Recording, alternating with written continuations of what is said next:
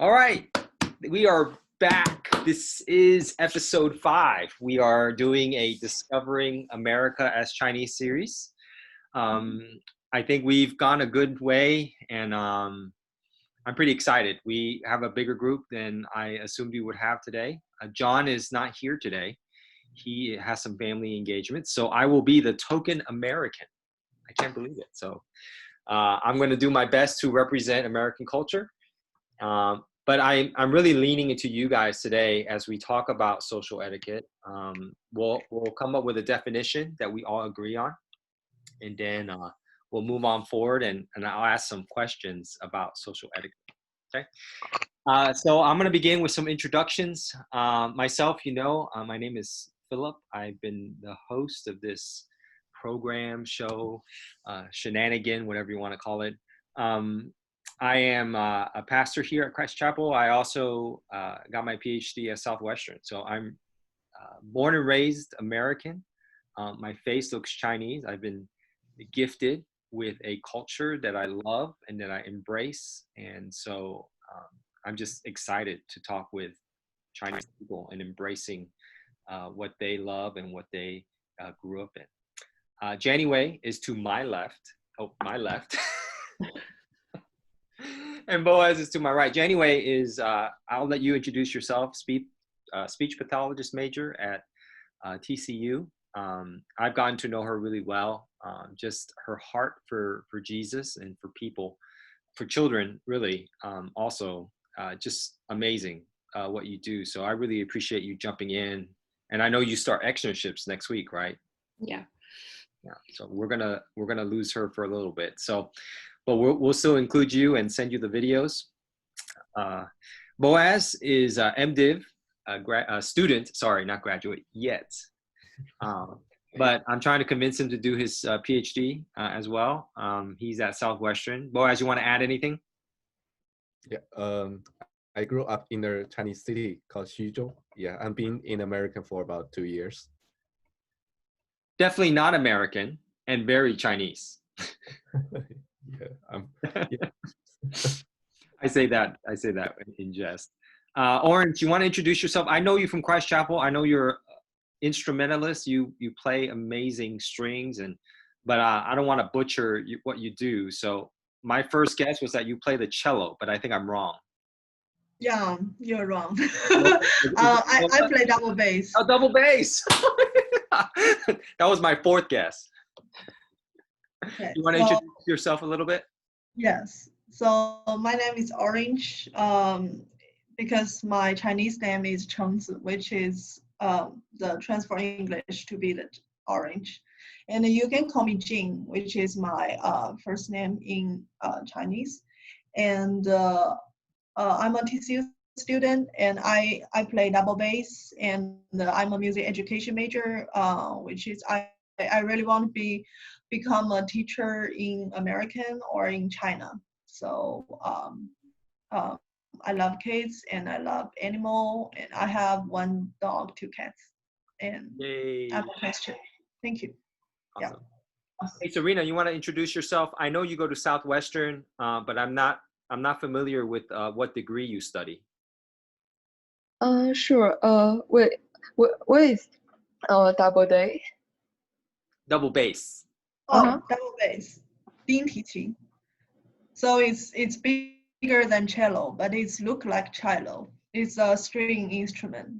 You see? Oh, in your profile. Right there? That's a double bass. Oh, interesting. Yeah. For me, my my current major is humanity and biblical studies, and I want to change it into international studies next year. And before I come to study here, I was thinking about maybe I would do either counseling or education in the future. And after these 2 years, I think I might go for TESOL in the future. Yeah. That's awesome. Well, that gives you a little bit of introduction of who we are and what we do. Orange, what province, city are you from? I'm born in Yangzhou, which is close to Janeway and Hong Okay. Boas, right? And Your Serena, what city are you from? City, region? So Oh, sorry. actually, I'm born in Yangzhou, and I grew up actually in Shanghai. So I kind of it's just like combined. Um, so my dad come from Hunan and my mom come from Shandong, which is totally different area in China. So they meet at Yangzhou and then we moved to Shanghai. So I kind of traveling all the time. So I can listen to several different areas Chinese language, like the Shanghai dialogue or something. I don't know how do you transfer that in English. so I've been to Jinan 10 times. Yeah, Jinan. Yeah, my mom actually doesn't come from Jinan, but it's close. Okay. Her hometown is close there. Yes. Wow. I've been to, I think, 4 cities in Shandong province. So I'm pretty familiar with Shandong. Shandong is a good place. Yeah. It's my mom's hometown. I go there once time. Yes. That's good. That's good. Serena, what city and area do you live at? It's called Jiangxi. It's closer to where Boaz and Jenny live, but it's not in the same province. And I studied in Scotland before, and because the church where I was Cantonese church, so in some way it helped me to hear, but I couldn't speak as well. Oh, so 你識講廣東話？一點 a little bit. I couldn't speak, but I can hear a bit, especially for a biblical language. Oh, Because it's always in sermon, you know. yeah, I think Boaz teaching me Christian words is harder than trying to learn basic words, Chinese words. Oh, why? But I think because you are more familiar with the context, so sometimes you can guess. Yeah, that's a great point. Yeah, spot on, spot on.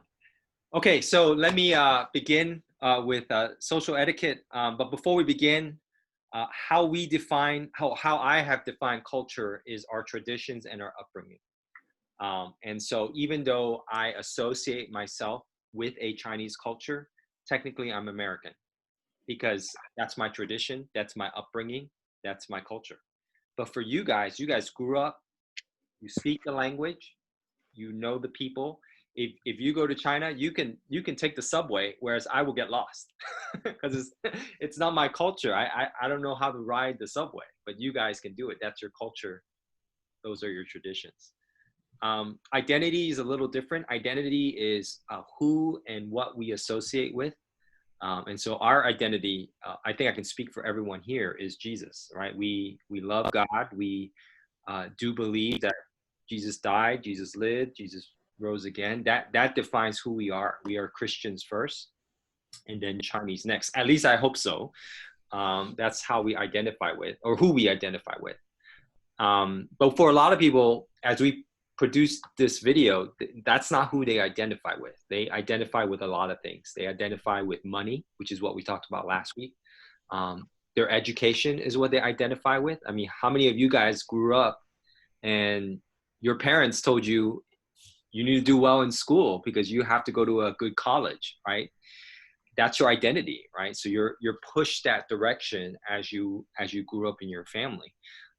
So we talked about culture. We talked about even our food, you know, believe it or not. I talked about I eat with my eyes, right? If I'm really hungry, like I'll get a picture of boba tea, right? And I immediately want it because my eyes can taste literally what that tastes like. So our identity is surrounded by food, by language, by where we live, and who we associate with. With us, we associate with Jesus because, you know, he saved us. He rescued us from ourselves. So our identity is different than our culture. That being said, let's move to today's topic. Let's talk about social etiquette. I put a definition on the email I sent you guys about social etiquette. What do you guys think? How do you define social etiquette? Boaz, you want to start? How do you define social etiquette? I mean, social etiquette is the way that you connect with the people in a society to show respect to them. Yes. Yeah, American culture, we define it as good manners, right? We when we approach someone, we treat them better than we treat ourselves, right? So the golden rule applies to our social etiquette, right? Do unto others as you would have them do unto you. So that's a very, I think, a basic guideline of how we as Americans treat others. How about you, Janeway? How do you define social etiquette? It's kind of hard. It's just like how to interact with people, just in general. That's good. Yeah. How about you, Orange? How would you define social etiquette? I think it's basic. It's kind of like the social 社会化怎么说 Socialization? socialization, kind of like when you grow up, your parents teach you how to treat others, and then the culture teach you how to treat others, and it's basic like some idea in the specific culture. Everyone agree with that, so we will do like that. Yes. That's great. Yeah, your parents, your environment, your school. So we can say social etiquette is shaped by the people you're around. Right. Yes. How about you, Serena? You want to add anything to that? I think you guys heard this idea very clearly. Yeah. So it's different in different culture. In one culture, this might be polite and respectful for someone, but in another culture, this can be rude. So I guess we all are trying to learn from the context and through interacting with each other, but it's not only verbal language, but also body language. Wow. Yeah, body language, definitely. That's a great point. Yeah, not just verbal, but also body language. So that's great. I think that's a good definition. We interact with people, we show respect, and how we interact them with our body language and verbal language communicates a certain amount of respect or honor. I think in Chinese culture, we can say honor plays a big role into how we interact with people. So this is my favorite part. What are some Chinese social etiquettes?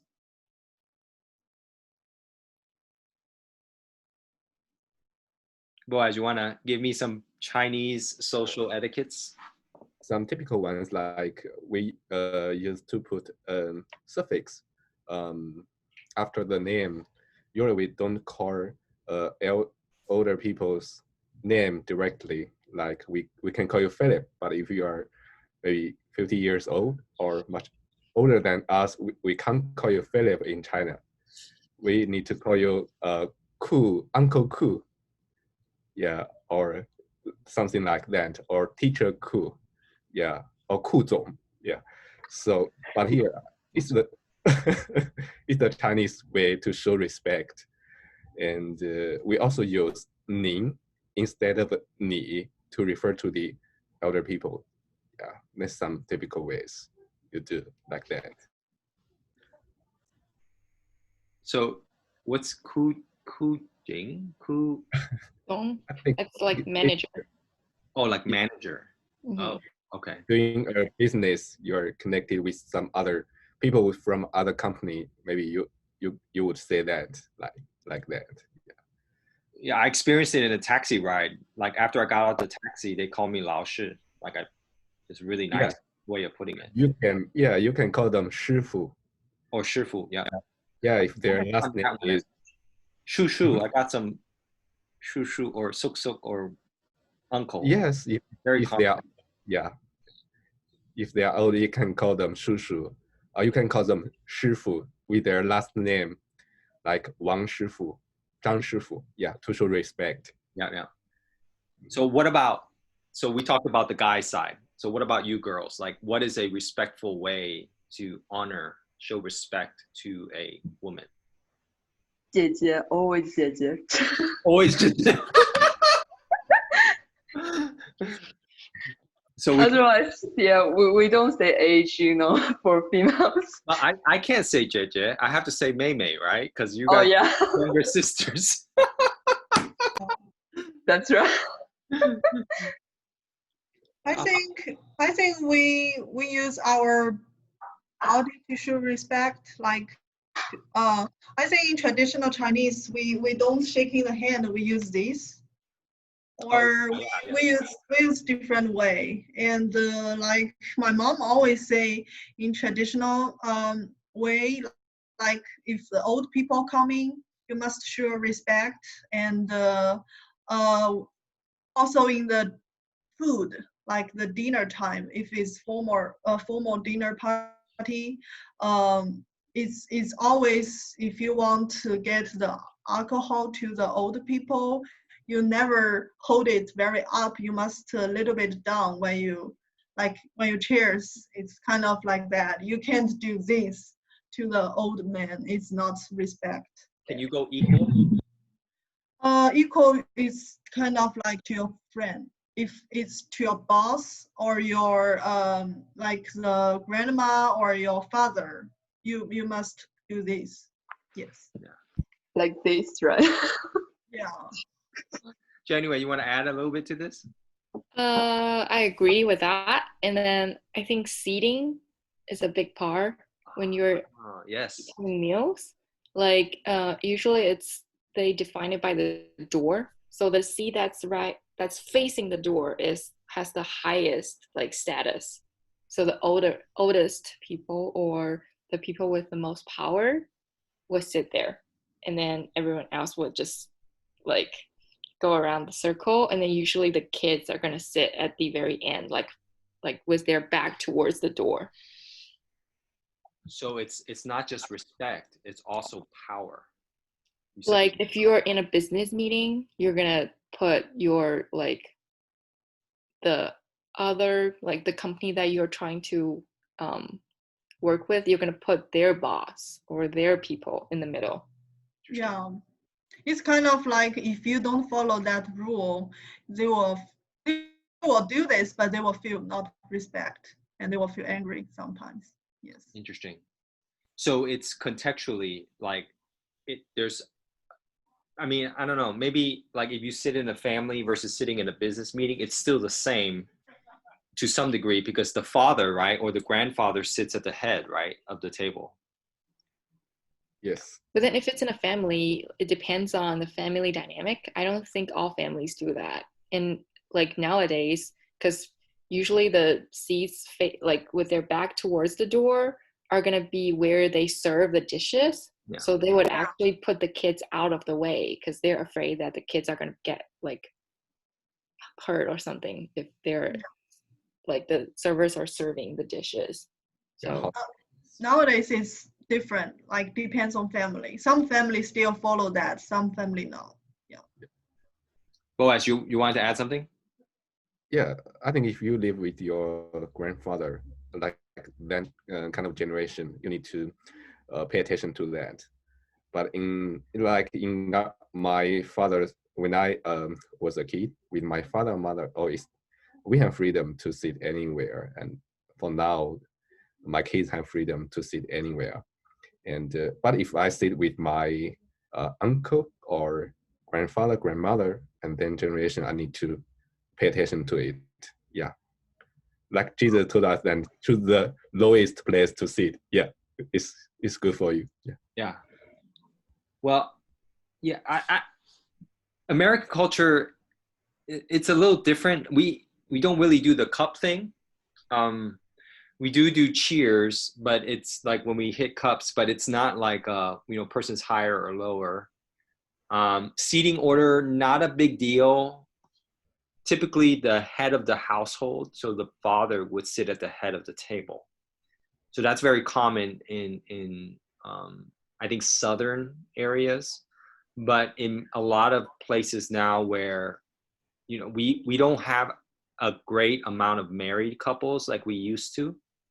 And so seating is really not a big deal. Anybody can sit wherever they want. I think there are some social etiquettes in American culture that are more prominent between a man and a woman. For example, the man always opens the door for the woman. The lady always walks first.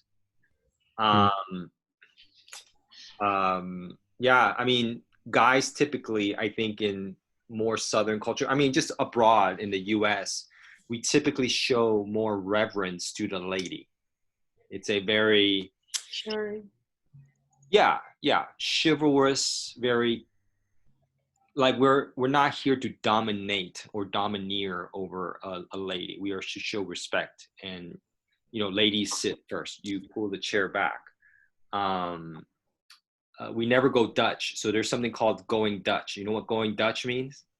No. That means a lady never pays.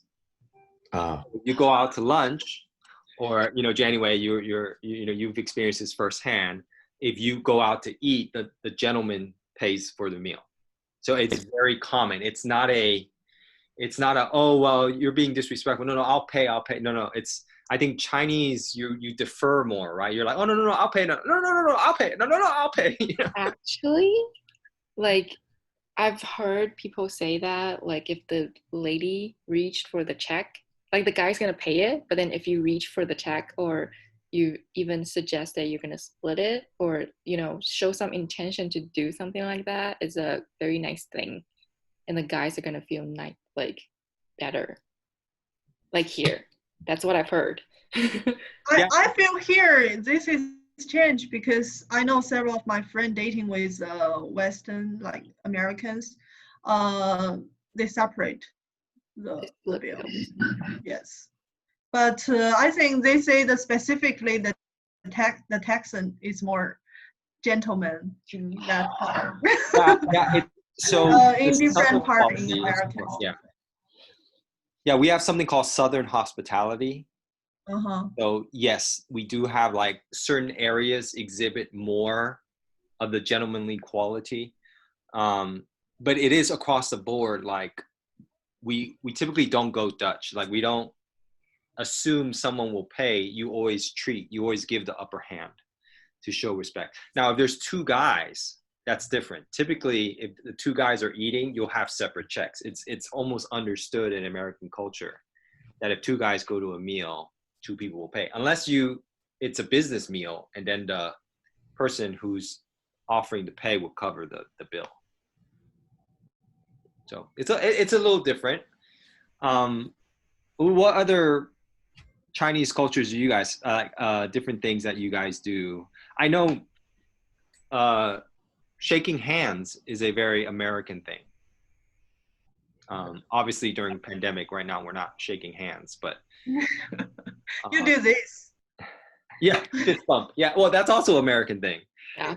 High five is a kind of American thing. Yeah. I think in our days that they're shaking hand because in the old time they have weapon, they have gun. They shaking hand because we don't have gun and show the friendly. So.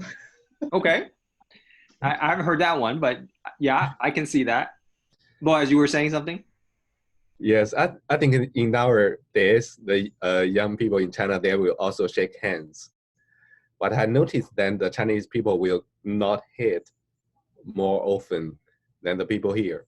If you meet somebody and it is far from you, and you will nod your head. Yeah, to show respect.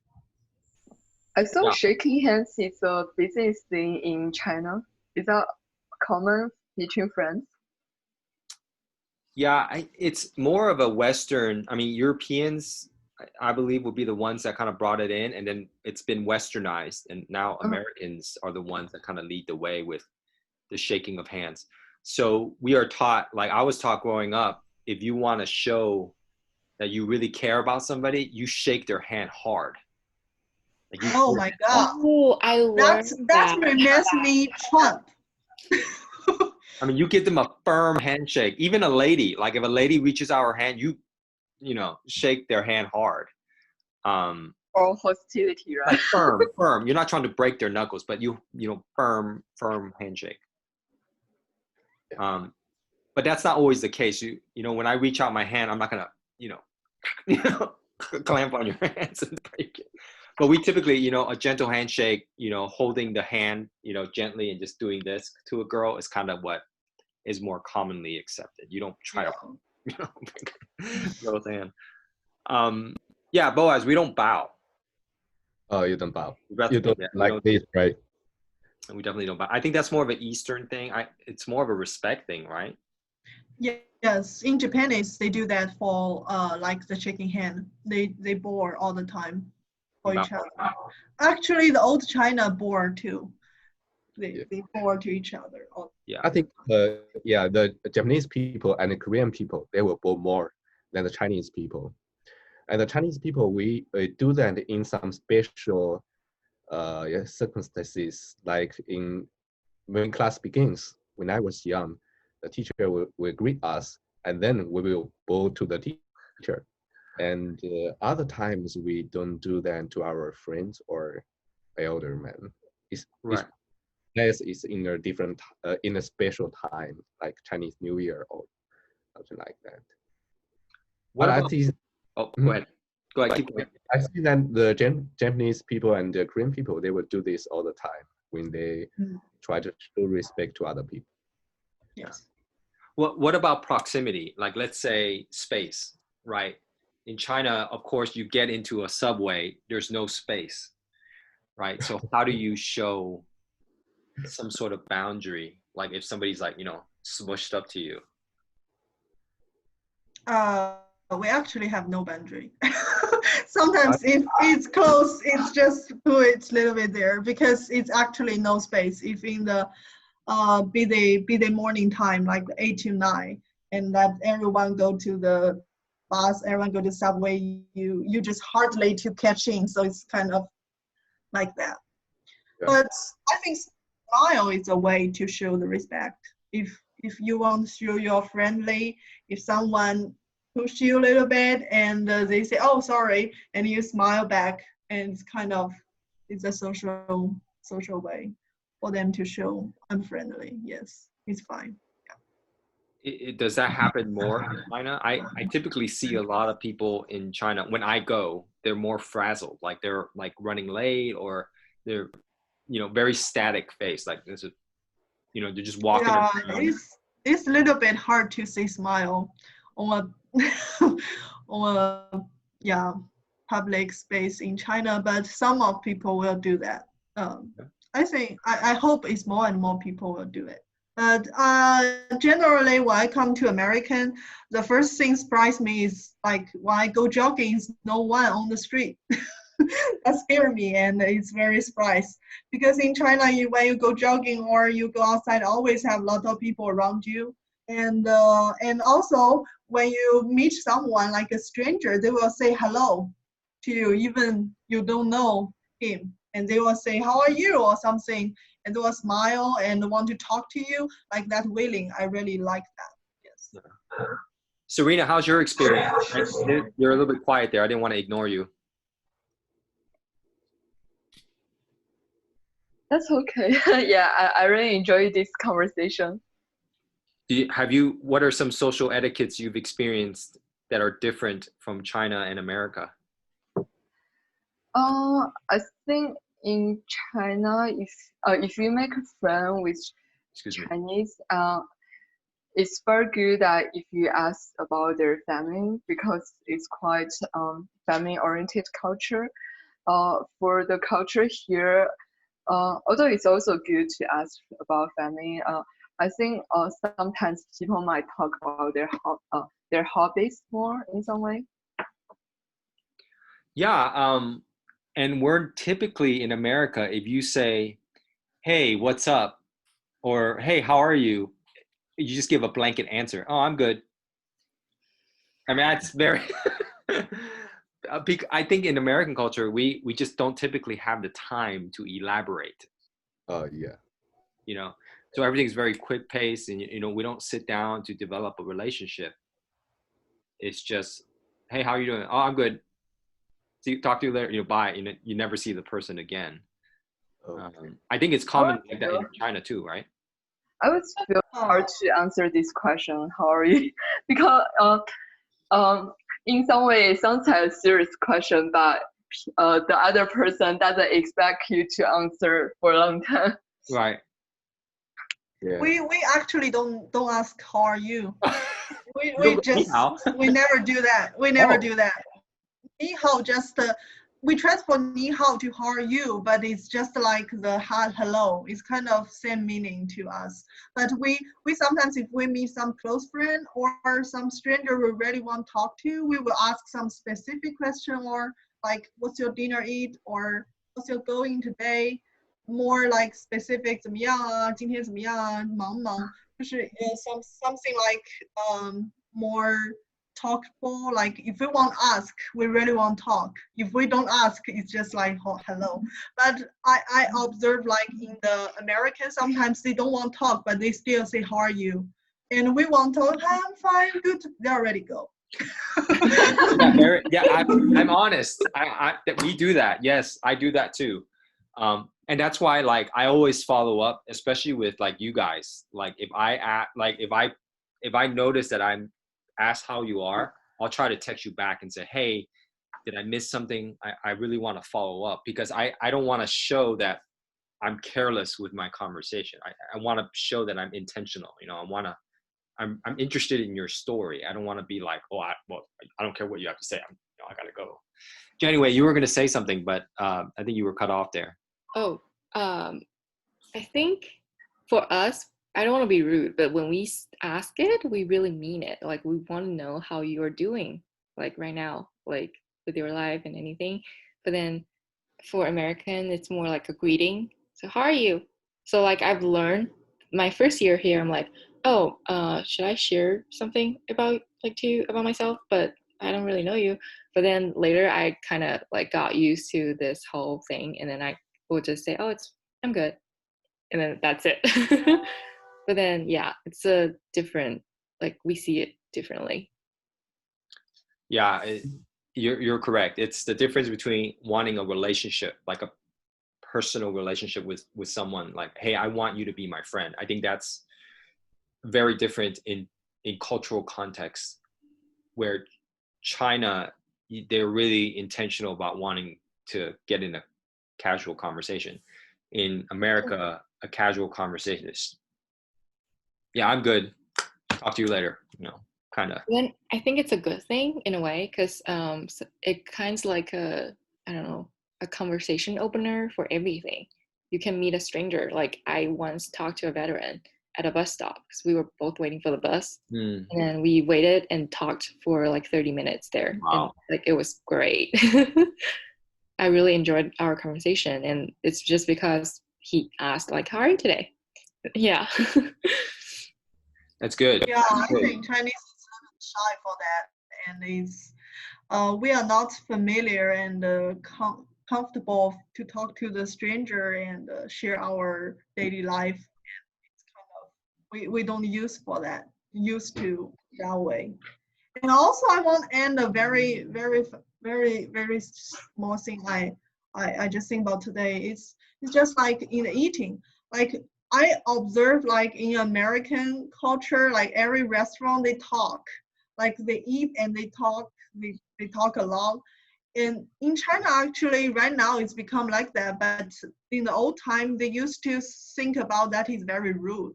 Like in the eating, you should not talk loud. We call 食不言，寝不语, which means in the eating, because you eat, you must eat very graceful, like very, I don't know how to say that. But my mom, when I was child, I eat, I like to talk, I like to share. My mom always say, don't. After you eat, you can talk. When you eat, don't talk too much. Finish, eat, and you can talk. It's kind of like that. Yes. Yeah, the eating etiquette is different. I think in America, you have people who eat with their mouth open. Like they eat, and you start seeing the stuff in their mouth. But you're taught in America that you eat with your mouth closed. You're eating, with your mouth closed. we technically are not supposed to talk while we eat, because then food will come out of your mouth. I don't know how that is in China. I feel like in China, there's not really an explicit unwritten rule about eating with your mouth open or closed. We can't eating have some noisy. But you slurp your soup though, right? I've seen it in some areas, they slurp really loud. Yeah, some area that shows that noodle is very, very delicious. Very good. Yes, And yes. They do that. But some areas they say no, that is very bad habit. How about you, Boaz? What are some food etiquette that is different from America and China? Food etiquette. I think different areas have different rules. When I was young, if you serve a dish of fish, then you need to wait until the elder people eat the first. They eat first. Yeah. They eat first, especially the dish, the fish. You need to put the fish in a certain direction so then the fish's mouth is towarding the elder man. They don't do that But anymore. I'm from Wow. north part of China, so I think there are more things there than the other places. I don't know if they are doing this day, but in my grandmother's family on my father's side, they would do this. But on my mother's side, my grandparents, they will not do that. So, yeah. Who eats first? Yeah, the elder people will eat first, and especially the women. Like my grandmother on my mother's side, they will not attend the table until everyone finish. Yeah, but in nowadays we don't do that. We will allow the ladies and the children to eat together with us. Yeah, we like that. That's a very westernized Christian way. Yeah, in the old times, yeah, they don't do that. Yeah, so same thing in my family. I eat last, so I always serve first. Yeah, I mean it's very different. Like I don't sit at the table first. I serve, I cook, I clean, and then once everything is down, we all sit down together, eat, and then I'm the first one off the table. I cook, I clean. Just the same process over and over again. It's a little different, I think, because in China, all the women boyfriend hear you. Huh? Oh. Well, it's different. It's different. Like I grew up and my dad was a cook. So I saw my dad cook, clean, take care of my mom. So in some ways, like that's kind of how I grew up. So I kind of mimicked that. But also in my faith, I also believe that, we are to be servants first. So I always take it to the eldest, always treat the youngest so that they can learn to treat people well. And so if we don't model that for them, and if we model poorly, the whole adage is people don't do what you say, right? They do what you do, right? So if you don't model it and you say it and you don't do it, they're not going to follow. That's how etiquette works, in the world. I think just in a broad scope of how we do things for other people. That's true. Yeah. So I'll show you some of what I have seen in the past. So when I go into a Chinese house, I always have to take off my shoes. Oh, that's a big part. Yes. So where did that come from? Anyway, I'll let you start this one. I don't know, but that's how we do. Yeah. I think it's just for cleaning purposes. Okay. Like we would mop the floor every day. Like sweep and mop the floor every day and clean everything every day. Where does that come from? Is it my grandmother did that. My mother did that too. But my generation, my kids don't do that. Joanna, she doesn't do that either. I don't know if Lily does that, but yeah, we do that. No, you do that. You come to my house, you probably won't need to take off your shoes. I noticed the difference. I think it's when I was living in a village of China, we don't do that because the house is not so clean. So you don't need to take off your shoes. If you take out your shoes, you will dirt your foot and your sockers. Oh, yeah. But when we move to the cities, we live in a tall building, and every family will have their floors very clean. Either they are made of wood or stone. Yeah, but they will mop it every day. So if you the ground in China, I think is not so clean as it is in America. So if you wear your shoes into a house, you will dirt the floor. I think it's more about the clean things. Okay, I so think go ahead. more comfortable to take off your shoes. True. Not wear shoes at all. That's why I need a very clean floor.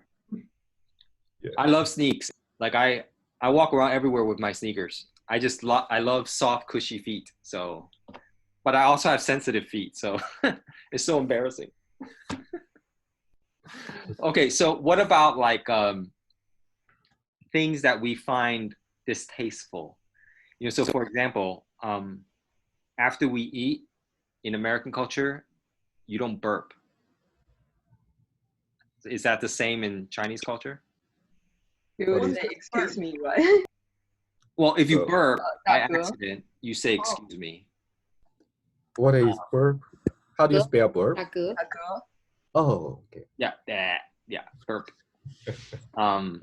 Is that something, I don't know, Chinese culture, how do they like see like burping and flatulence? Like, I think we see it just natural, just like you need to go to you need to go to restroom sometimes. But sometimes people might laugh at it, but it's okay. We can accept it. But it seems like here it's like when people sneeze, people will say excuse me, something like this, right? No, People I try will to also avoid. say excuse me too. Yes. Yeah. They cough or when they burp, they will say, excuse me. Oh, they will say God bless you, like all the time, like when you and everyone just like God bless you or something. That's sneezing. Yes. that's in Western culture. That's Yeah, in that's in Western culture. In China, we never do that. Like Yeah, they'll go, ha! They'll sneeze, and you're like, nobody says anything. that's a lot one. But like even in like I taught a few classes in China, and while I'm teaching, people burp out in the open. They flatulate out in the open. It doesn't bother anybody. I don't think it's the younger people as much, but the older generation typically doesn't bother them. You're right. It's not an issue. As Yeah. long as you don't smell it. You don't smell it. That's great. That's great. Yeah, here, if you do it, you will be ridiculed. You will be made fun of. It is try to avoid it because people will laugh at you. So how to avoid if you burp? You can't control it. you go outside or you go into a bathroom and do it. Or you put your hand over your mouth and just, you know. And same with sneezing. I think sneezing too, you sneeze with your hand over your hole. Or you sneeze in your arm. Or, you know, you see some Americans, they carry a handkerchief. So they'll grab the handkerchief and go, "Hachu," and then put it back in their pocket. that So- is I very feel like good. that's very British though. Like Yeah. handkerchief. Well, I mean, some Americans, they do have that as a custom. They still do the handkerchief. So Yes, I feel that on excuse. Like yesterday, my boyfriend and he sneezed, and I just feel like a little bit embarrassed because we are in a public place and everyone look at us because it's coronavirus, and I just feel very embarrassed. My boyfriend just like, it's normal. I just allergy for something. So it's kind of like, yeah, Right, you were. that is normal. So okay, so what about how men are supposed to treat ladies and how ladies are to treat men?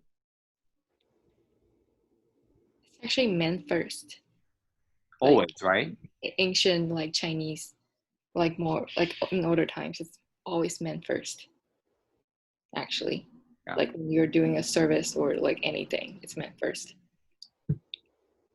How is that now? Like, is there a cultural distinction or difference in China now where?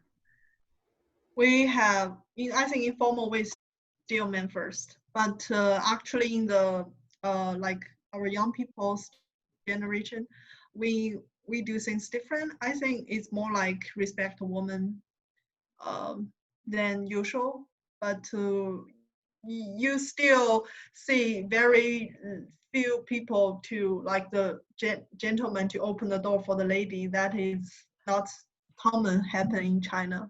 Yes. So here's the thing, it's not about gender here. Like when I'm here, if like I'm entering through like I'm going into a building, someone's gonna hold the door for me and I'll hold the door for them. When in China, people don't do that. So when I went back, I was holding the door for the lady behind me and she's like, what are you doing? Yeah. Very uncommon.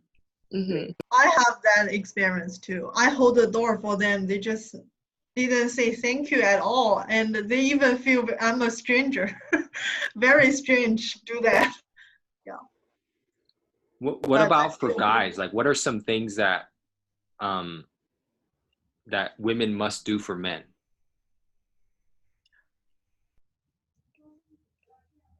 they will feel like the not cook, but mostly cook or clean the house is kind of like the woman should to know.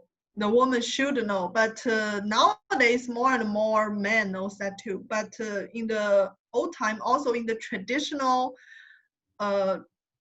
old generation, like my mom generation, they still believe the woman should know how to cook, how to clean the house, how to be a good wife. If they don't know that, it's not good.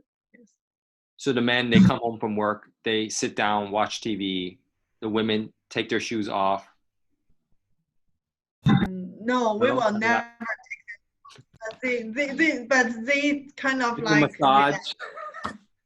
relax and Right, yeah, right. will cook.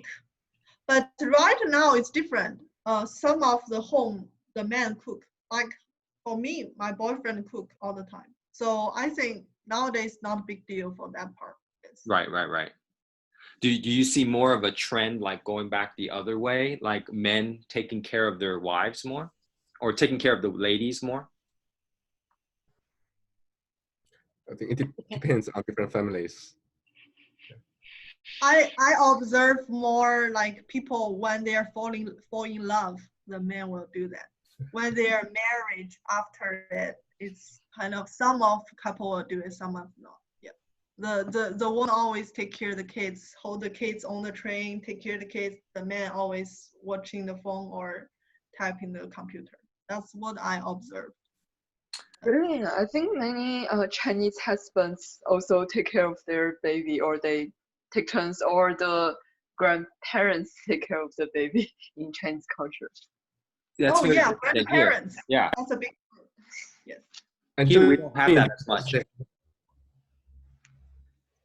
What did you say, Philip? Oh, here in the States, we don't have that. We don't have grandparents taking care of the children. Yeah, the grandparents will only come to visit occasionally rather than really take care of them full time, right? Yeah, and children, as they get older and their grandparents get older, the children won't take care of the parents. Mm. That's a very Western thing. So, but in Chinese culture, the children, at least the oldest child, will assume the responsibility of taking care of the older generation. I mean, I still think that's the same. Because even with my brother takes care of my mom and dad. So I every once in a while my parents will come over, but it's still his responsibility to take care of mom and dad. but at least the I think it children depends still on take that family. responsibility. Sorry, go ahead, Orange. I think it depends on family. Some of families, not the oldest, but like one of them. One of But them, I yeah. think that Chinese parents really want close to their kids. Also, especially in our only child generation, they only have us, and we are the oldest and the only one. Right, So right. they will put more money for us, like invite for our education or something. Also expect for us to take care of them. Do you have like a nursing home? Yes, but they don't want to go. It's like a disgrace to go to a nursing home. Yeah, So they it's will frowned help upon. their It's frowned kids. upon. Yeah, like they they would want to live with their kid. Rather than a nursing home. Hmm.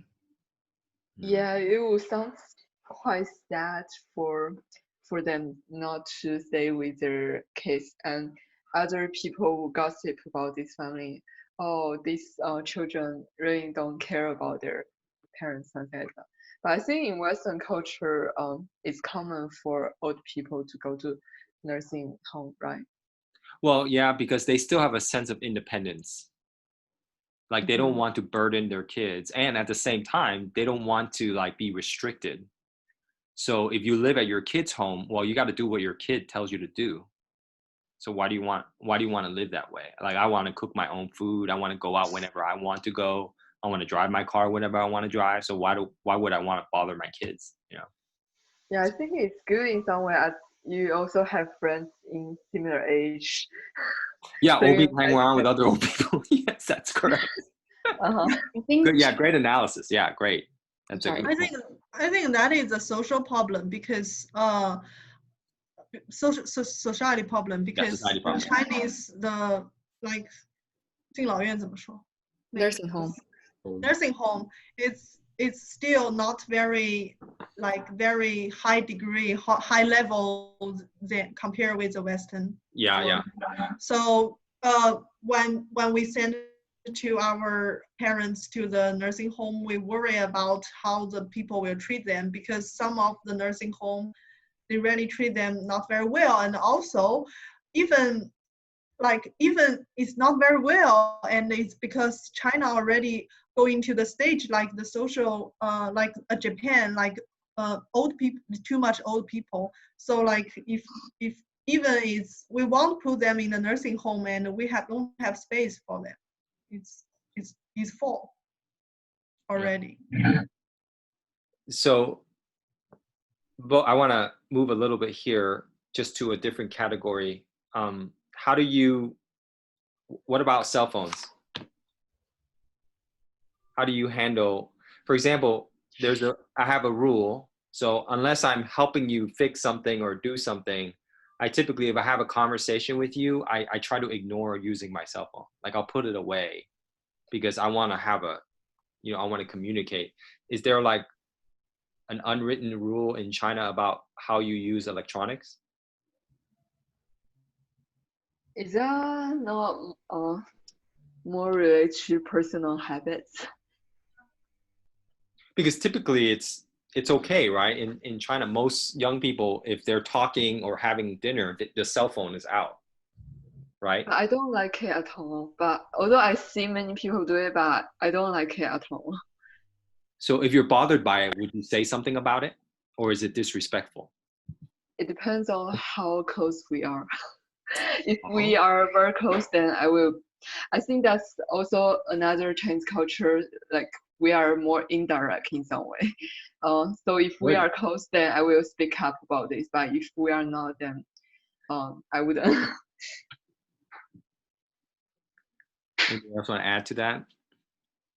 I'm How about guilty you? of that, so I don't know what to say. Would you say anyway that's something that you've not encountered as much?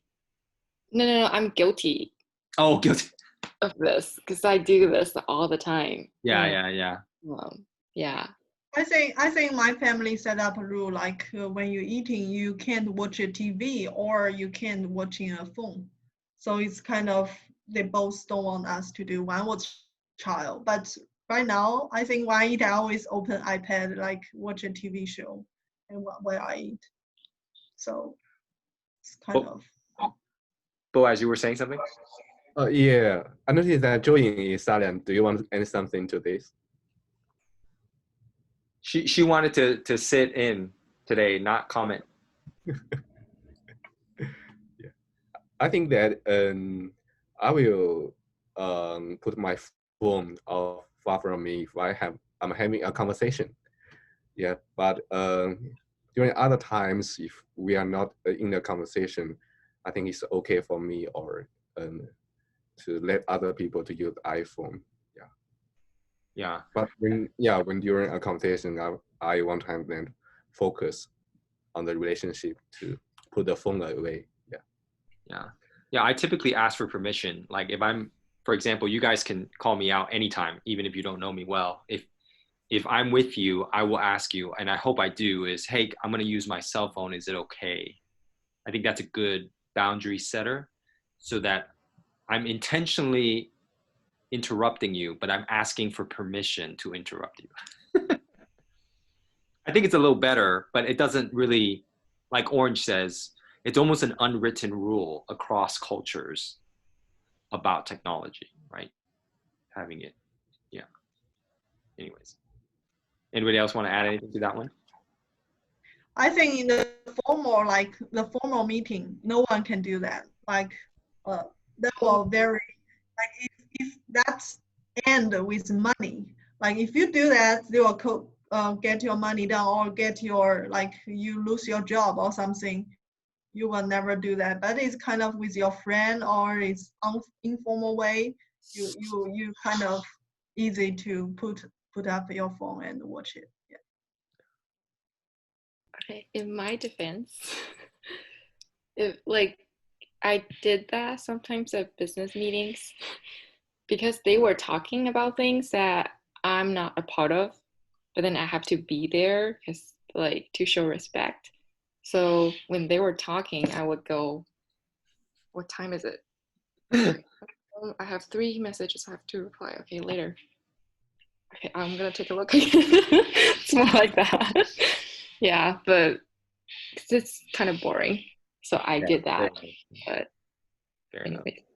Yeah, it's funny. I was telling someone, we kind of live in a culture where we don't like to be offended, but we need to be offended, right? Because the gift of mercy can only be given if you're offended, right? If you don't have boundaries, how do you show mercy, right? If you just put a law just to block something from someone from doing something offensive, then how do you know you have boundaries, right? You can't just live in a bubble wrap, right? I think social etiquette puts you in a bubble wrap, right? So if somebody burps and you're offended by it, well, it's incumbent on you to show mercy, right? Maybe he did eat too much and he's hurting and he has to pass gas, right? So it's incumbent on us to show mercy, because if we can't get offended, then we'll never know if we can actually show mercy. That's a spiritual gift. And I think we live in a culture where we're so easily offended. And then if we're so easy, I mean, this is both ways. This is China and America. I mean, just look at our presidents, right? They're fighting, right? Who's gonna show, who's gonna bend, right? Who's gonna not show power, but then who's gonna give mercy? Who's gonna show kindness? You can't do these things if you're so easily, you can't forgive because you're so easily offended. So anyways, all that to say, I think social etiquette helps us to recognize the times and areas where we can show mercy. I don't know. That's just for me. I know you guys can disagree with that, but I kind of see that sometimes. It's hard for people to get to the mercy stage. Usually people are just in the angry stage. Constantly angry. Yeah, you're right. Constantly angry. What are some, so I want to open it up for you guys. I know we've gone for almost 40 minutes here, but I do want to ask you guys, what are some ways or what are some experiences you had where you didn't quite understand American culture and you kind of slipped? What means slips?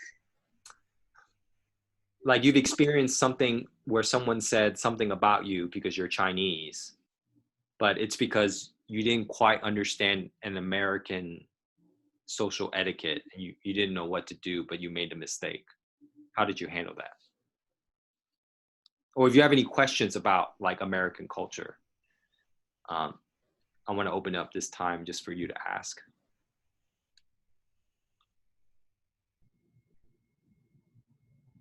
If we don't know then, we still maybe don't know now. So like short of examples here. Like Boaz, you had an experience, right, at in the beginning when you first came to America. Yeah, yeah. You didn't quite understand American culture. So I think maybe it's a misunderstanding. Misunderstanding, yeah.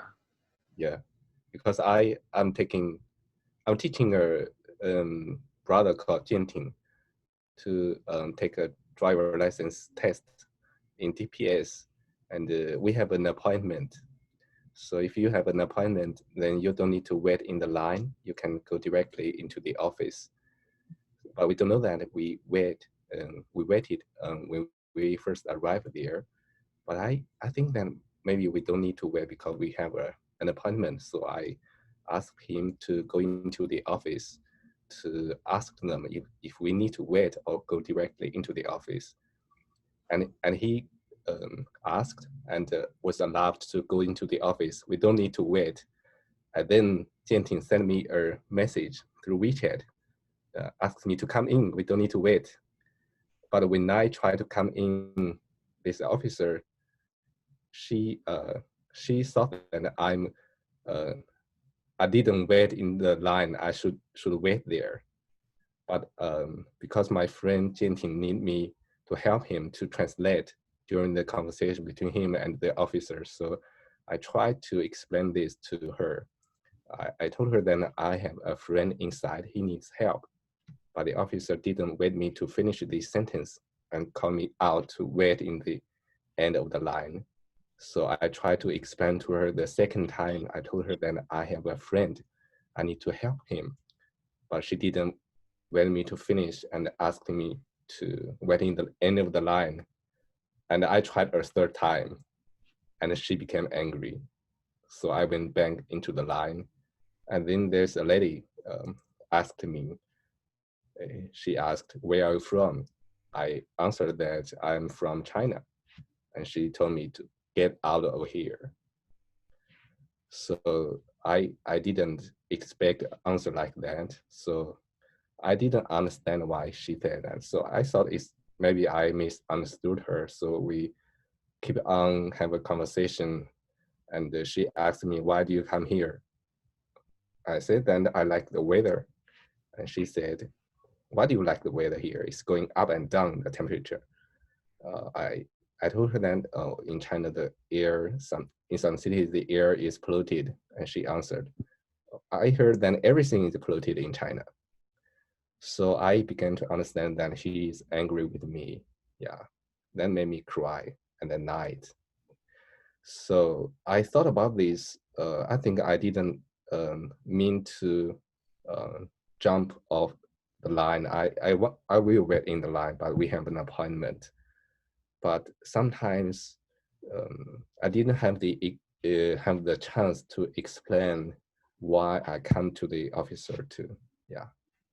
So sometimes I see that maybe there are some misunderstandings, yeah, during the conversation or relationship between the Chinese people and the Western culture.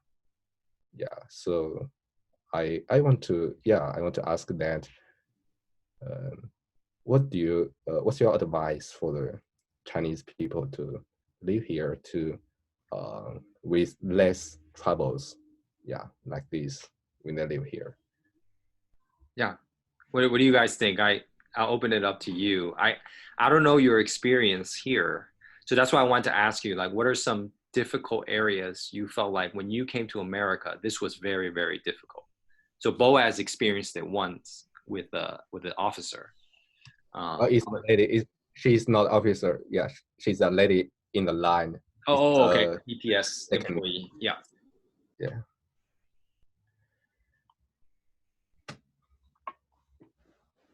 I understand how was experience.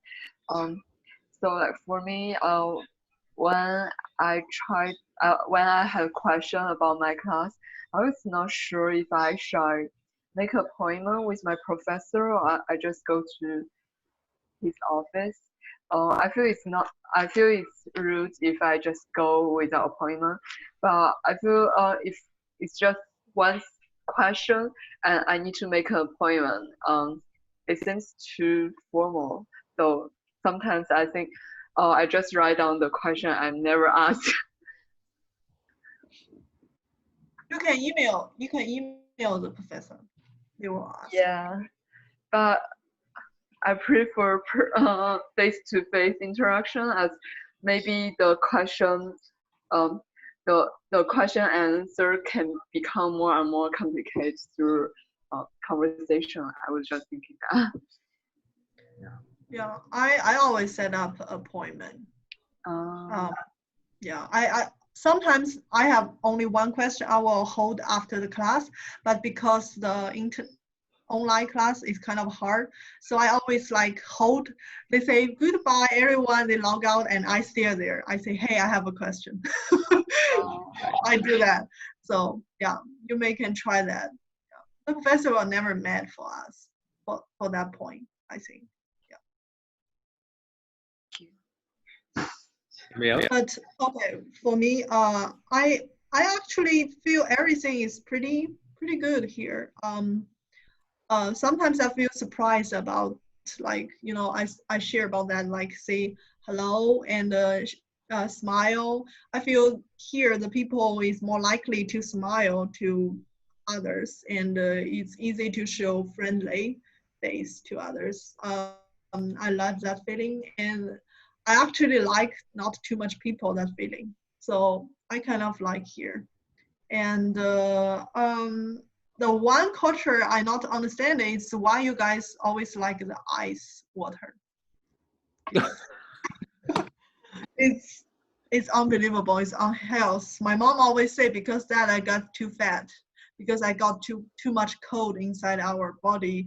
In China we have different medical system and we feel the ice was not very good for our health. But it's very Yeah, that's one of those complicated areas. When I go to China, I typically don't drink cold water or ice water just because, again, not to offend Chinese, it's just I'm not sure where if their water source is filtered. Whereas in the States, I've grown accustomed to cold water. Um, and again, I mean, it's hard to say this. You know, I'm 180 pounds. I work out constantly. I exercise a lot. I play a lot of sports. And so I hydrate with water. And I love cold water because it cools down my body. Actually, I can say with some certainty, and I'm not going to say this because I'm not a scientist, but cold water helps your body recover quicker when you exercise. I'm not an ice drinker. I don't like ice. I hate chewing ice. So, but I do like cold drinks because my body feels refreshed. I like the taste. But it's different. Like in China, it's people like their tea. They like hot. So it really is a cultural difference, and I think there's benefits to both. I've even read like hot tea is good for your stomach. It's really really good for your stomach to some degree. Jenny Wei has a puzzled face, but like hot water, like the temperature can actually make you like at higher risk for oral and esophageal cancer because you're yes, that's burning true. your your The best is warm tract. water. yeah. Warm. Well, the bad I heard is that as your body achieves room temperature, that's the perfect temperature for bacteria to grow, which is also very good for cancer to grow. So it's not always good to drink hot, but at the same time, it's not always good to drink cold because cold water has been known to also cause, it's a diuretic. It can cause you to, have diarrhea if you drink too much. Like, I mean, there's different things like science can really add to or take away from the type of liquids you drink. But I think tradition is like when I grew up, my grandparents were like, stop drinking soda or stop drinking cold orange juice or stop drinking cold milk. I mean, but as I've gotten older, I've realized, okay, there's some truth to it. I mean, not all of it, but I know they're saying it out of love because they're trying to take care of me. They're trying to like, hey, we want you to be a big, strong boy, drink this. So yeah, that's kind of how I've always seen it. But yeah. So anybody have answer to Boaz's, like an experience like Boaz?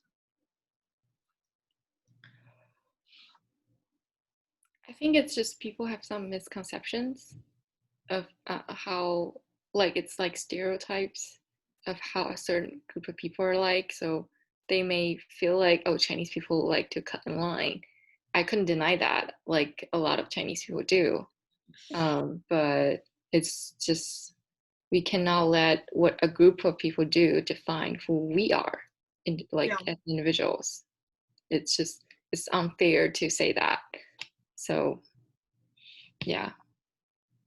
Yeah, and Boaz, we talked about this. I preach this and I teach this. It's good to have boundaries, and if somebody offends you, you need to go up to them and say, hey, I was offended by what you said, and just walk away. I think it's built in us to respond defensively. Like if we say something, we have to defend ourselves right away. Something I'm practicing more is empathetic listening. Just empathize. I don't know what someone is going through. Maybe that officer had a bad day and people have been cutting in line, and all of a sudden here's this Chinese guy, he's coming up and he's trying to cut in line, like I don't know. I'm just making up a situation. But most people, I don't know. It's hard for me. I try to give everybody the benefit of the doubt. Even if they're angry at me, I try to think, what are they going through? Because it's so easy in American culture to get so upset and flip the bird. You know what flip the bird is? Anybody know what flip the bird is? Give them the middle finger. So it's culturally very bad. So don't do that. But, we flip the bird. We do something like this.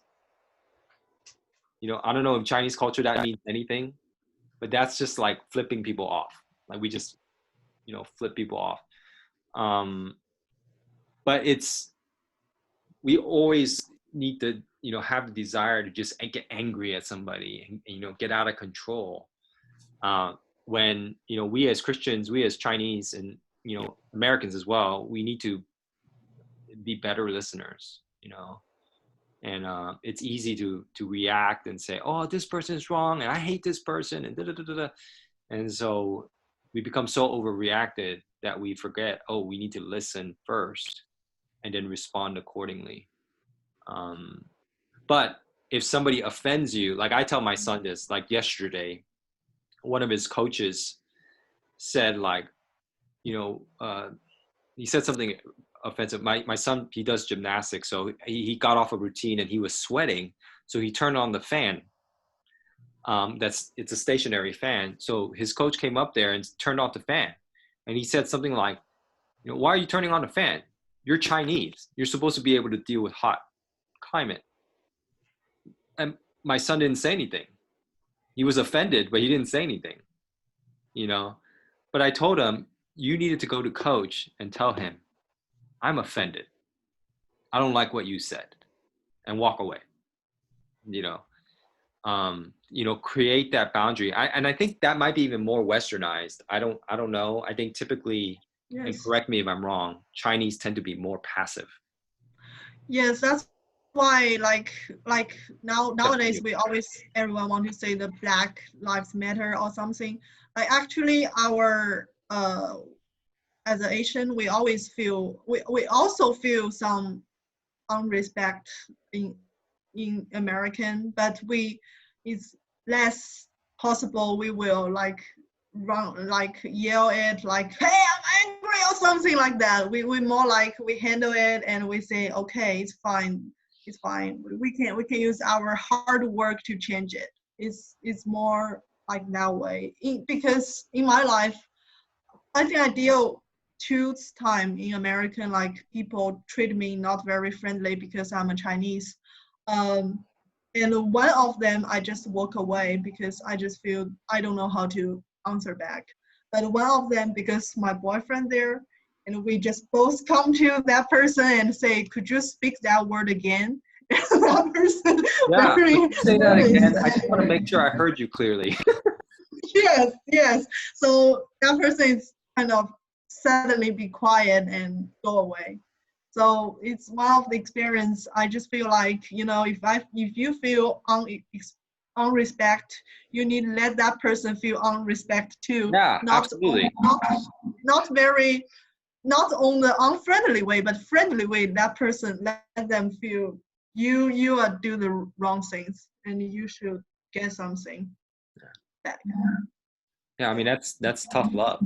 Like if I offend you, I mean, I don't care how I feel. And if you come up to me and said, "Phil, I'm offended by what you said," I deserve more respect than that. You know, and you shouldn't care how I feel Yeah. because you you were hurt and I needed to know that you're hurt for me to realize that I hurt you.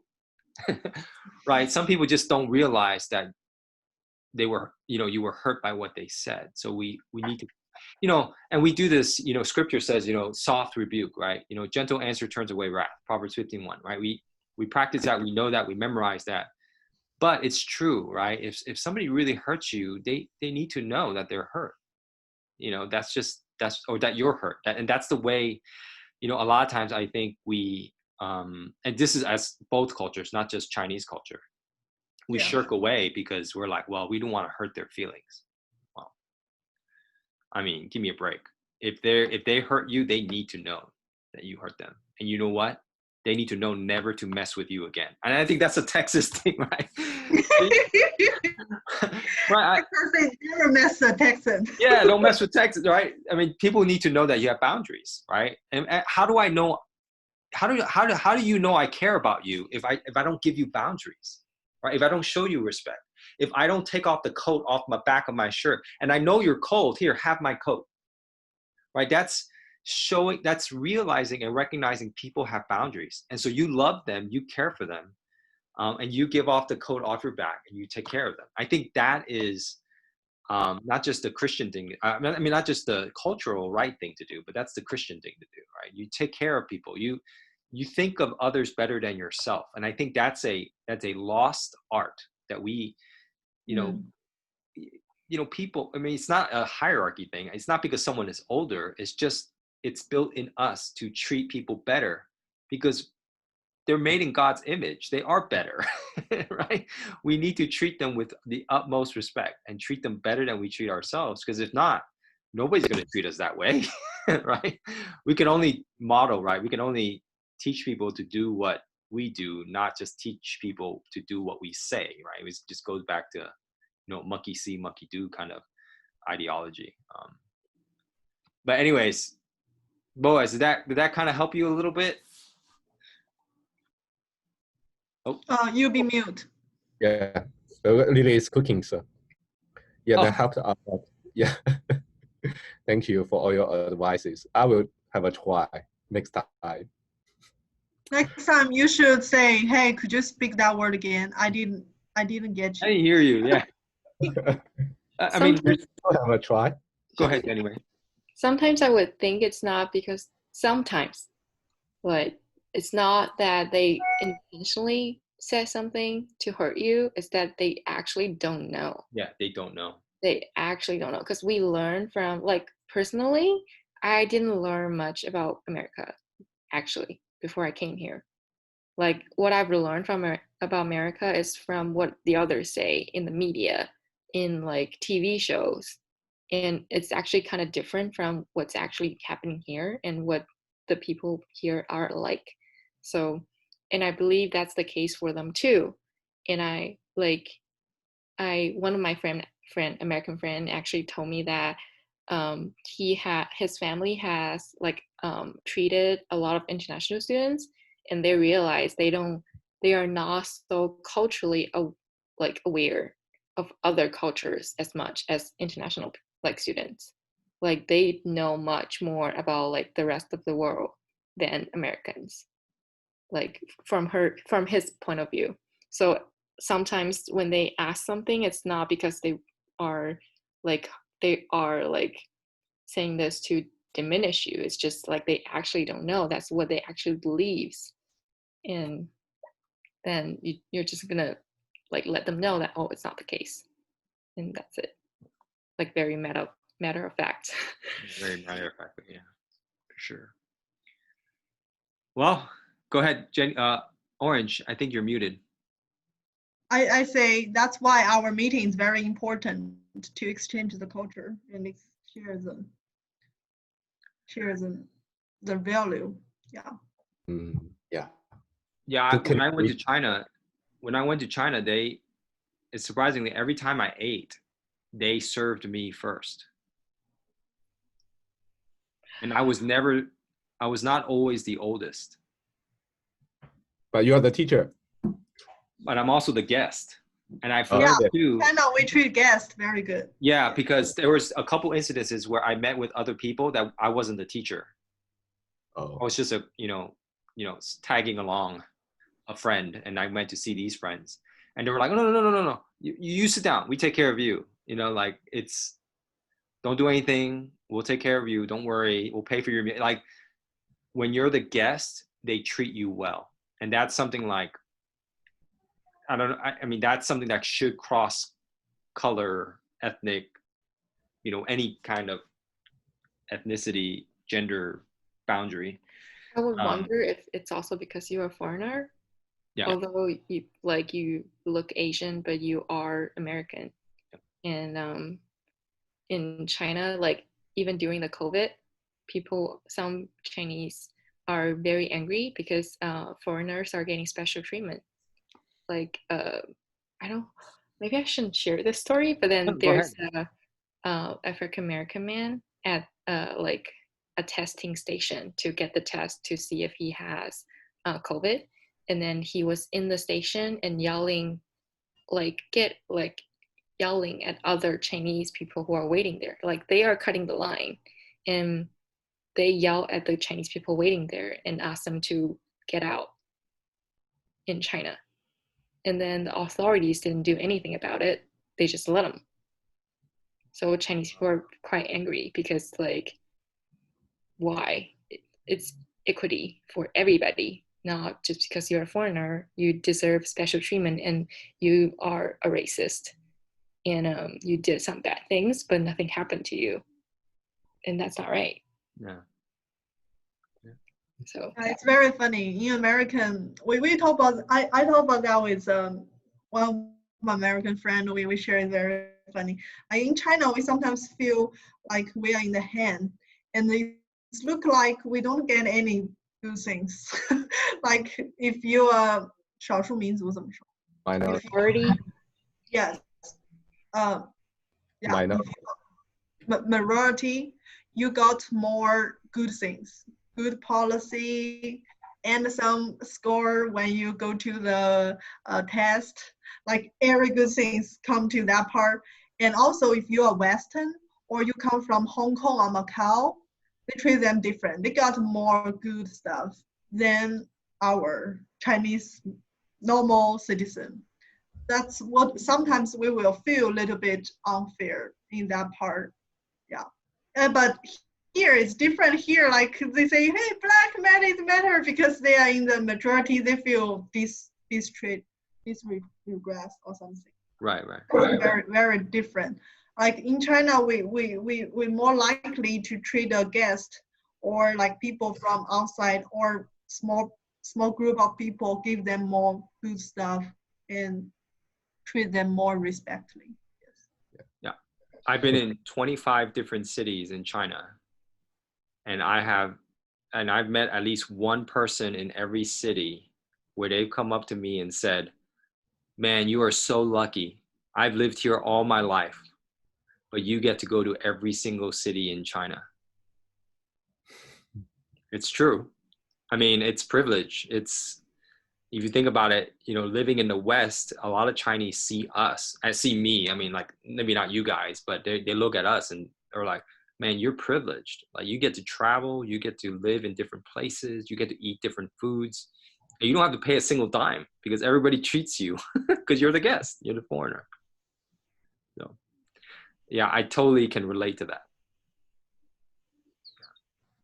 Okay, well, I know it's over an hour, but I know it's a good topic. It's something that, we can all understand each other. And if we send this out, people would really, really like it.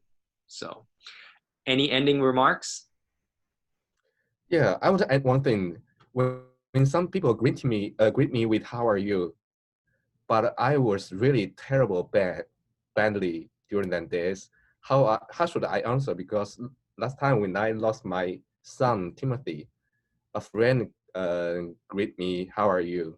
I answered, "I'm good," but I'm really not good at that time. So how should I answer when I'm not good?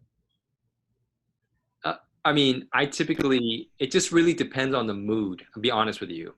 If you want to get into a conversation, then I would say, yeah, I'm not doing so well. I'm really hurt. And then it allows for further conversation. But if you just want to just like, hey, I'm hurt, but I really don't want to talk. So that's kind of like ways to like defer how to say it. I think saying I'm good is more of a common saying. And so people just say, oh, okay, fine, you're good. And they walk away. But it's more, I would say, more passive way of cutting off a conversation. Whereas I think if you really like care about somebody, you would tell them how you're truly feeling. Yeah. It just depends on whether or not you want the conversation. I know it sounds bad, but typically, at least in America, "How are you?" is more of a, it's more of a probing statement to see like, do they want to talk or do they not want to talk? Okay. Yeah. So as you can say, "I'm good," right? Yeah, if you don't want end to our talk, I think you say "I'm good." I think so. I mean, ladies, do you think differently? That's what I do. Like if I'm not good, but I don't feel like talking about it, or at least not with this person, I'll just say I'm good. So yeah. Then I will say I'm fine. Yeah. just like fine. Someone and sometimes one time I just get a totally not bad day but very busy, very tired. And one of my like classmates meet me and say, "Hey, how are you?" And just like fine. And he just, "Oh, what happened?" I say, "No, it's just too boring." So if you, my face, Facial body language. yes, my body language will show. Even I say I'm fine, I'm good, still show that. So they will just lead to a conversation. They will ask more like.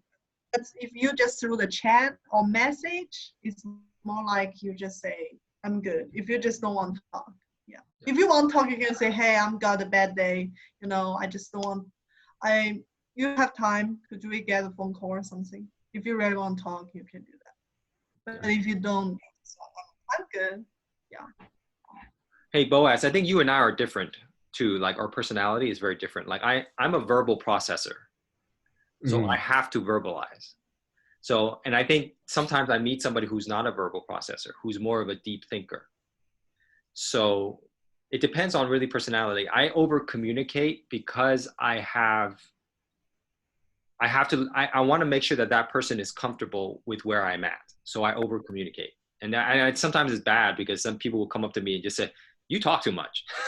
So that's kind of but at least like, I know, like, I want to make sure that somebody is respected. So I will go out and say, "Hey, I just want to make sure that you're okay, that what I said was okay." Because in my mind I'm thinking, whatever I say, I don't want that to be offensive. Because I know people have boundaries. So I over communicate to make sure that I'm touching every base. I'm not trying to offend them. Because I can come across as being somebody who's very overtly candid and honest. Maybe sometimes to some people, I can be really angry because I can get very passionate about a topic. And if I become too passionate, they're like, "Man, you sound angry." And I'm like, "Oh yeah, sorry." But that's because I'm a verbal processor, which is a little different than, some people like you're less of a verbal processor. So you're a deep thinker. So I would typically side with your strength. Like if you're like, well, I need to process this through, then I would say, yeah, I'm doing okay, but I really don't want to talk about it. Something like that, which, because you're more of a processor, like a thought processor. Whereas for me, my feelings are generated and I verbalize it more. So, personality makes a big difference.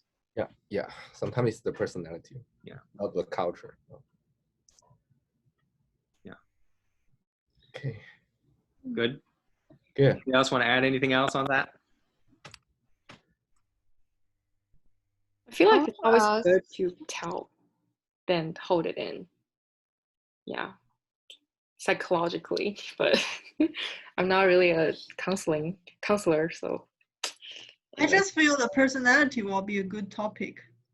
Like I just feel everyone just depends on their personality. They treat others and also they act differently. Very, very, very interesting topic. Yeah, and that crosses cultural lines. I mean, we're talking about different personalities. Like I know I'm a 1 wing 2 on the Enneagram, and then Jenny is a 4, and then Boaz is, a 7 or 8. Like we all function differently on our personalities too. So how do we work within our personalities to realize, well, they need the space to think. Whereas for me, in order for me to think, I have to talk it out. Like I literally have to look in the mirror and talk to myself in order to process my thoughts. That's how weird it is. Because I'm a talker, right? If not, I'll say the wrong things because I'm so passionate about something. If it's wrong, it's wrong. If it's right, it's, do it. But at the same time, how do I communicate that across so that I don't offend somebody? That's a big challenge for me. It's my biggest weakness. did you pick it up? I need that test. Yeah, I'll send it to you. Okay. Sorry. Did you pick it up from your parents? No, my parents were not talkers. I am the talker. Because my mom is like she when she's driving, she's gonna talk to herself about what to do next and what should she say to someone if she's gonna have that conversation. So I do that too. Like, Oh, really? yeah, I'm not when I'm driving, but if I'm thinking about something, I would pretend there's someone there and I'll just talk to this person in the air. So, Yeah, the only difference is that I talk to myself. I have logical conversations with myself. So I told this to Boaz too. I think one time I told you, my brain is like a set of bricks. And in each brick is a time gap. And in each side brick is a thought. And so I have to knock out each brick in my brain in order to formulate a proper thought. If not, I can just ramble and talk. I can talk as long as I want if I wanted to, but not convince myself of a certain truth claim or a truth statement. That's why I'm a preacher, right, Boaz? Yes, that's your gift. That's why I preach. It has the gift to pray, yeah. Yeah. To talk to a guy, yeah. Yeah. It's just verbally communicating those thoughts over and over again. But at the same time, if I'm hurt, I verbalize that hurt. Like I can cry very hard. Like my grieving is very heavy because I can internalize my grief so deeply that it hurts me to be hurt. If that makes any sense. I write. And you're right, yeah. Mm-hmm. Like it's kind of hard to verbalize things when it's like my emotions are too strong there. So I write, and it's like easier to write it out than talk. Me too. And I also I always like go to a closed space for that thing. Yeah. It's very hard for me to weep. Yeah, I can't weep even when my father died. I was in the same room, and it's very hard for me to cry. Yeah, but I can cry when I am alone, but I can't cry before other people. Yeah. If there is someone there, even if it is Lily, I can cry. I wasn't very close to my grandmother, but when she died, my mom asked me to speak for 5 minutes. I wasn't very close to my grandmother, but I cried. I cried so long. I don't know why I was crying so long. But I think because I empathize so deeply with my mom, because my mom loved her mom, like she loved her. And I wept so deep, and I talked for over 20 minutes trying to explain my grief. So I don't know. For me, grieving is a very, I think it's healthy, but it's just very deep for me. Yeah. Anyways, I think you got to go to lunch, right, Boaz? Hi, Lily. Here. You want to I don't want to keep everybody long, but it's a great time. I might cut this into 2 sections and post it in 2 different videos so people can watch it, because I think it's going to be about 2 hours. So anyways, but thank you for talking. Next week, we'll talk about morals. And then the following week, we'll talk about relationships. So that'll be the last one. Good topics. Yeah. Thank you. Okay. Love that. Bye.